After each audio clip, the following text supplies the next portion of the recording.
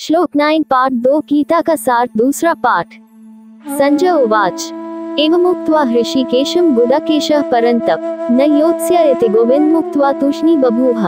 संजय बोले, हे राजन, निद्रा को जीतने वाले अर्जुन अंतर्यामी श्री कृष्ण महाराज के प्रति इस प्रकार कहकर फिर श्री गोविंद भगवान से युद्ध नहीं करूंगा ये स्पष्ट कहकर चुप हो गए। 9 व्याख्या। इस श्लोक के माध्यम से अर्जुन की मानसिक स्थिति और उसकी दुविधा को व्यक्त किया गया है। अर्जुन युद्ध की कठोरता और उसमें होने वाली हत्या की सोच से विचलित हो गया था। उसने श्री कृष्ण से कहा कि वह युद्ध नहीं लड़ेगा और इसके बाद चुप हो गया। ये श्लोक हमें अर्जुन की आंतरिक दुविधा और उसके भावनात्मक संघर्ष को समझने में मदद करता है। अर्जुन का चुप हो जाना उसके मन की गहराई और उसकी चिंता का संकेत है, जो कि युद्ध के मैदान में एक महत्वपूर्ण मोड़ का प्रतीक है। श्लोक 10 पाठ 2 गीता का सार दूसरा पाठ। तमुवाच ऋषिकेशः प्रहसन्निव भारत सेनयोरुभयोः मध्ये विषीदन्तमिदं वचः।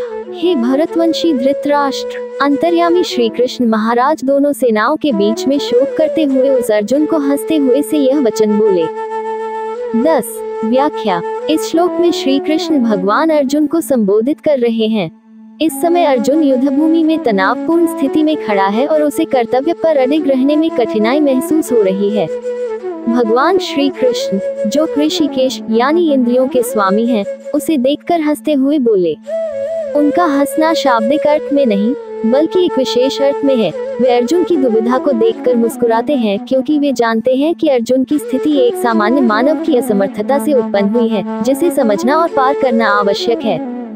भगवान श्री कृष्ण अर्जुन को सांत्वना देने के लिए मधुर शब्दों का प्रयोग कर रहे हैं। उनका ये हंसना अर्जुन की मानसिक स्थिति को समझने और उसके समाधान की दिशा में एक संकेत है। वे अर्जुन से कहते हैं कि इस स्थिति में उसे चिंता करने की आवश्यकता नहीं है, क्योंकि ये दुविधा उसके मानव स्वभाव का हिस्सा है और इसे समझना और पार करना उसके लिए संभव है।